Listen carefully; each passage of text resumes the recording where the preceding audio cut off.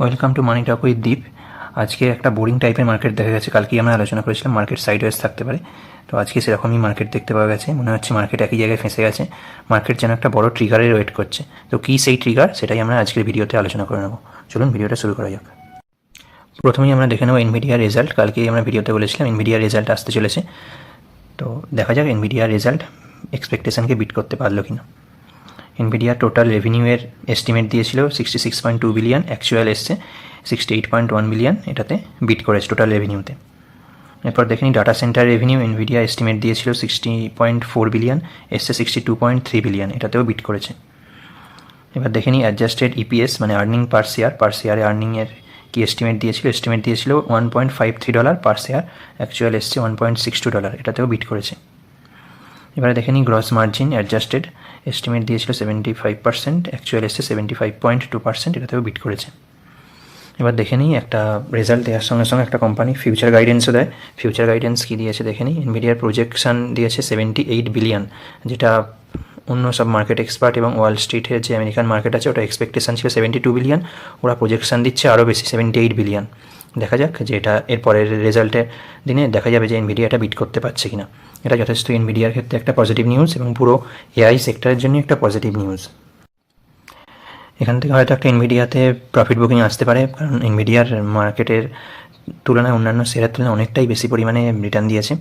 তবুও কিন্তু এনভিডিয়ার যে স্টকটা সেটা আগামী দিনে আরও উপরের দিকে যাওয়ার একটা চান্স আছে, কারণ সমস্ত রকম রেজাল্টই আপনারা দেখতে পাচ্ছেন যে এনভিডিয়া বিট করেছে এবং আগামী দিনের প্রজেকশানও $78 বিলিয়ন, মানে যথেষ্ট বেশি পরিমাণে প্রজেকশান দিচ্ছে। এখানে সাধারণভাবে প্রজেক্টেড ছিল 72.9 বিলিয়ন। এরপরের খবর দেখে নেব।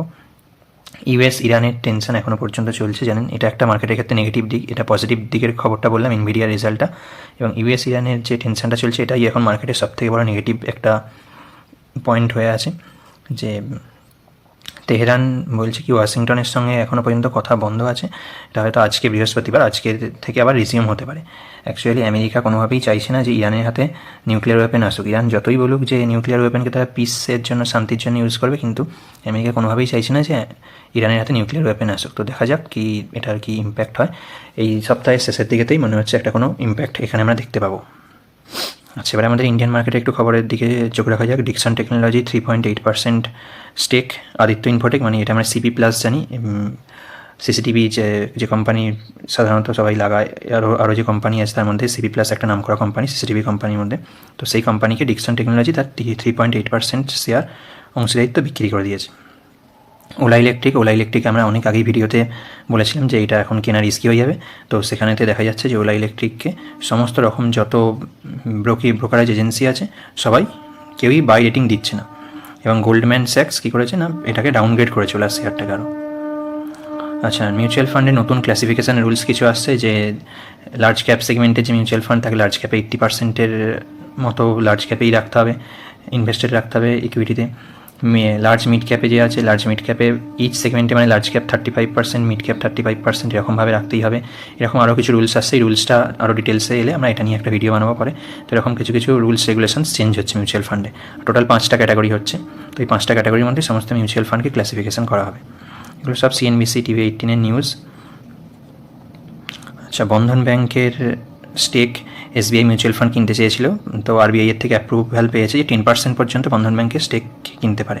তো বন্ধন ব্যাংক এই স্টকটাকে আমাদের এবারে নজরে রাখতে হবে। আচ্ছা, আর একটা খবর দেখতে পাওয়া যাচ্ছে, এপ্রিলের 1 তারিখ থেকে সমস্ত পেট্রোল পাম্পে E20 পেট্রোলকে ম্যান্ডেটরি করা হচ্ছে, যার অক্টেন নাম্বার থাকবে অন্ততপক্ষে 95। আচ্ছা, এখন আমরা আর একটা জিনিস জানি যে আমাদের প্রাইম মিনিস্টার মিস্টার নরেন্দ্র মোদির সঙ্গে ইসরায়েলের প্রাইম মিনিস্টার যিনি আছেন, তো ওনার এখন একটা FTA অর্থাৎ ফ্রি ট্রেড এগ্রিমেন্টের ব্যাপারে কথোপকথন চলছে। সেটা নিউ দিল্লিতে একটা কথোপকথন হবে এবং নেক্সট রাউন্ড মে মাসে দেখতে পাওয়া যাবে। তো এরপর চলুন আমরা আমাদের যে মিউচুয়াল ফান্ডের অ্যাসেট অ্যালোকেশান এবং ETF IPO এইসবগুলো দেখে নিই, এবং দেখে নিই যে নিফটি অ্যানালিসিসটা। এরপর আমরা একটু IPOর গ্রে মার্কেট প্রিমিয়ামটা দেখে নেব। সিরাম টু স্টেক্সে -10%-এ যাচ্ছে। আচ্ছা, ক্লিন ম্যাক্স এনভায়ো এনার্জিতে -1% প্রিমিয়াম যাচ্ছে। PNGS রিভার ডায়মন্ডে -0.26% প্রিমিয়াম যাচ্ছে।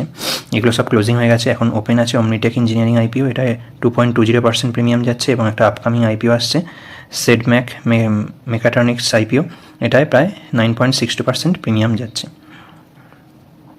আচ্ছা, এবার ইটিএফের ইনভেস্টিংয়ের এটা বলে দিই, যারা ইটিএফে ইনভেস্টিং করতে চাইছেন এখন সব থেকে ডাউন যাচ্ছে 20 ডিএমএ থেকে আইটি ইটিএফগুলো প্রায় 10%-এর কাছাকাছি ডাউন যাচ্ছে। আচ্ছা, এবার মিউচুয়াল ফান্ডের হোল্ডিংটা বলে দিই। একটা টপ মোস্ট মিউচুয়াল ফান্ডের হোল্ডিং এখন যাচ্ছে ইকুইটিতে 78.64%, ডেটে 2.24%, ক্যাশ 19.11% হোল্ড করছে। ক্যাশ এবং ডেটে যথেষ্টই বড় পরিমাণ এখনও মিউচুয়াল ফান্ড হোল্ড করছে।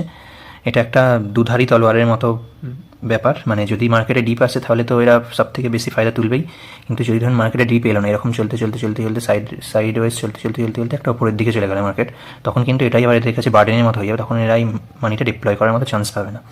তবে আমরা চ্যানেলে আগেও আলোচনা করেছি আপনাদের কাছে যে মার্কেটে একটা অপরচুনিটি হয়তো আসতে চলেছে, আপনারাও কিছুটা পরিমাণ ক্যাশ হোল্ডে রাখুন। আচ্ছা, এবারে মার্কেট সেন্টিমেন্ট দেখে নেব। নিউট্রাল টু একটু গ্রিডের দিকে গেছে। আচ্ছা, আজকের এফআইআই ডাটা দেখে নিই। আজকে আমাদের ডোমেস্টিক ইনস্টিটিউশনাল ইনভেস্টার যারা আছেন তারা প্রায় 5,031 কোটি টাকার কেনাকাটা করেছেন, আর এফআইআই ফরেন ইনস্টিটিউশনাল ইনভেস্টাররা -3,465 কোটি টাকার বিক্রি করেছেন। 3,465 কোটি টাকা মানে তারা আজকে ভারতীয় মার্কেট থেকে তুলে নিয়েছে। এবার আমরা নিফটি অ্যানালিসিসের দিকে চলে যাব। নিফটি প্রথমে সেক্টরগুলো দেখে নিই। কেমিক্যাল পজিটিভে ক্লোজিং দিয়েছে আজকে, হেলথ কেয়ার পজিটিভে ক্লোজিং দিয়েছে, মিডিয়া নেগেটিভে ক্লোজিং দিয়েছে, প্রাইভেট ব্যাংক প্রায় একই জায়গাতেই আছে, 18 পয়েন্ট পজিটিভে ক্লোজিং দিয়েছে, অয়েল অ্যান্ড গ্যাস পজিটিভে ক্লোজিং দিয়েছে, ইনফ্রা পজিটিভে, ডিফেন্স পজিটিভে দিয়েছে, এনার্জি পজিটিভ, রিয়ালিটি পজিটিভে ক্লোজিং দিয়েছে, এফএমসিজি অল্প নেগেটিভে ক্লোজিং দিয়েছে, পিএসইউ ব্যাংক তো এখন এটা দিয়েই পুরো বলা যেতে পারে ব্যাঙ্কিং সেক্টরকেও তুলে রাখা আছে এবং মার্কেটকেও টিকিয়ে রাখা হয়েছে, এটা পজিটিভে ক্লোজিং দিয়েছে। ফার্মা পজিটিভে ক্লোজিং দিয়েছে, যদিও আমেরিকা যদি এখন ফার্মার উপরে কোনো ট্যাক্স ফার্দার লাগায় তাহলে কিন্তু ফার্মা আবার ডাউন যেতে পারে, ফার্মার উপরে কিন্তু একটা আশঙ্কার মেঘ ঘুরছে। অটো পজিটিভে ক্লোজিং দিয়েছে, আইটি পজিটিভ ক্লোজিং দিয়েছে। আচ্ছা, এগুলো গেলে সেক্টরের খবর। এবং ক্রুড অয়েল দেখে নিই। ক্রুড অয়েলে আবার কিন্তু ওপরের দিকে যাচ্ছে, $72 কাছাকাছি চলে গেছে, কালকে ছিল $70। তো ক্রুড অয়েল বাড়া মানে আমাদের ভারতীয় মার্কেটের ক্ষেত্রে নেগেটিভ ইম্প্যাক্ট, কারণ আমাদের বাইরে থেকে ডলার দিয়ে ক্রুড অয়েল কিনে আনতে হয়। ইথেরিয়াম কালকে $2,000 ছুঁয়েছিল, আজকে আবার $2,000 নিচে চলে এসছে। বিটকয়েনও কালকে $68,000 ছিল, এটা $66,000 এসছে। এখন ক্রিপ্টোতেও নেগেটিভ সিম্বল দেখতে পাওয়া যাচ্ছে। গোল্ড $5,100 আশপাশে ঘুরছে, এটা $4,500 পর্যন্ত একবার নিয়ার টার্মে ডাউনে এসেছিল, ওখান থেকে আবার আস্তে আস্তে রিকভার করে $5,100 কাছে পৌঁছে গেছে। চাইনিজ মার্কেট -1.44%-এ ক্লোজিং দিয়েছে। জাপানের মার্কেট আজকে এখন পড়ছে, 2.5% ডাউন আছে। ন্যাসড্যাক -1.57% ডাউন আছে। ডাউ জোন্স 0.4%, প্রায় 192 পয়েন্ট ডাউন আছে। ইন্ডিয়া ভিক্স ভোলাটিলিটি ইন্ডেক্সে আজকে কিছুটা ডাউন হয়েছে, -3.15%, যেটা মার্কেট একটা স্টেবিলিটির লক্ষণ দেখাচ্ছে, কিন্তু এখনও 13-এর উপরে সাস্টেন করছে। মাইক্রো ক্যাপ ইন্ডেক্স অল্প পজিটিভে ক্লোজিং দিয়েছে, স্মল ক্যাপ অল্প পজিটিভে ক্লোজিং দিয়েছে, মিড ক্যাপ পজিটিভ ক্লোজিং দিয়েছে। ব্যাঙ্ক নিফটিতেও প্রায় অল টাইম হাইয়ের কাছাকাছি ঘোরাফেরা করছে। আচ্ছা, নিফটিও আজকে মাত্র 14 পয়েন্ট পজিটিভ, মানে প্রায় একই পয়েন্ট কালকে যেখানে ছিল আজকে সেখানেই দাঁড়িয়ে আছে। আচ্ছা, এবার আমরা একটু নিফটির চার্টটা দেখে নেব। আচ্ছা, গিফট নিফটিটা তার আগে বললি, গিফট নিফটি -87 পয়েন্ট দেখাচ্ছে, যে -0.34% দেখাচ্ছে। কালকে দেখা যাক মার্কেটে কীরকম কী মুভমেন্ট হয়। আজকে তাহলে আমরা নিফটি অ্যানালিসিসটা করে নিই। আচ্ছা, চলে এসেছি আমাদের চার্টে আমরা কালকে বলেছিলাম যে আমাদের এখানে যে মুভমেন্টটা আছে, মুভমেন্টটা এটা আমরা সাপোর্ট হিসেবে দেখিয়েছিলাম, যে 350 লেভেল এবং ওপরের দিকের 750 লেভেল, এই দুটো লেভেল হচ্ছে আমাদের সাপোর্ট আর ব্রেকআউট লেভেল। এর মাঝখানে এই যে লেভেলটা আছে, এই লেভেলটার মধ্যে এর মাঝখানে এই যে লেভেলটা আছে, এই লেভেলটার মধ্যেই মার্কেট ঘোরাফেরা করবে। তো তাই হয়েছে, এই লেভেলের মধ্যেই মার্কেট ঘোরাফেরা করছে। এখনও হয়তো বেশ কিছুদিন সাইডওয়েজ থাকতে পারে মার্কেট, এখন ওপর নিচে এই রেঞ্জের মধ্যেই করবে। মেনলি 25,400 যে লেভেলটা আছে, সেই লেভেল থেকে 25,650 এই লেভেলের মধ্যেই ঘোরাফেরাটা করবে। যদি কোনো আইদার সাইড ব্রেকআউট হয় তখন আমরা দেখতে পাবো যে মার্কেট কোন দিকেতে যেতে চাইছে। আমাদের কিন্তু মেনলি নজরে রাখতে হয় 25,350 এই লেভেলটা। এই লেভেল যদি এবার ব্রিচ করে নিচের দিকেতে আসে তখন কিন্তু অনেকটা ডাউন সাইড পোটেন্সিয়াল আমরা দেখতে পাবো। তো আমাদের আগামী দিনের জন্য এই লেভেলটাকেই নজরে রাখতে হবে, 25,350। অনেক আপনারা নিউজ চ্যানেল ইউটিউবার এখানে বলতে দেখবেন যে 28,000 30,000 এরকম টার্গেট দিচ্ছে। তো যে যতই বলুক, আমাদের কিন্তু সবসময় 25,300 লেভেলটা ভাঙছে কিনা সেটার দিকে লক্ষ্য রেখে চলতে হয়। মার্কেটে তো আমরা এখন কোনো আপসাইড মুভমেন্ট দেখতে পাচ্ছি না, সেরকম যতটুকু মুভমেন্ট দেখতে পাওয়া যাচ্ছে হয় সাইডওয়েজ টু ডাউন সাইড মুভমেন্টই দেখতে পাওয়া যাচ্ছে। তো দেখা যাক কালকে শুক্রবারে কীরকম কী মার্কেট থাকে। কালকে শুক্রবারে সাইডওয়েজ চলে নাকি এইটা 350 লেভেলটা ব্রেক করে একটা ডাউনফল আসে, তাহলে কিন্তু একটা বড় ডাউনফল আসবে, যেটা প্রায় একটা ব্ল্যাক ফ্রাইডে হিসেবেই পরিগণিত হবে। তো দেখা হচ্ছে পরের ভিডিওতে। আজকে এই পর্যন্তই। আপনাদের ভিডিওটা কেমন লাগলো কমেন্টে জানাবেন। চাইলে চ্যানেলটা সাবস্ক্রাইব করে রাখতে পারেন, এরকম ইনফরমেটিভ ভিডিও রোজেরই আপনাদের জন্য নিয়ে আসা হয়। ধন্যবাদ, ভালো থাকবেন। দেখা হচ্ছে পরের ভিডিওতে।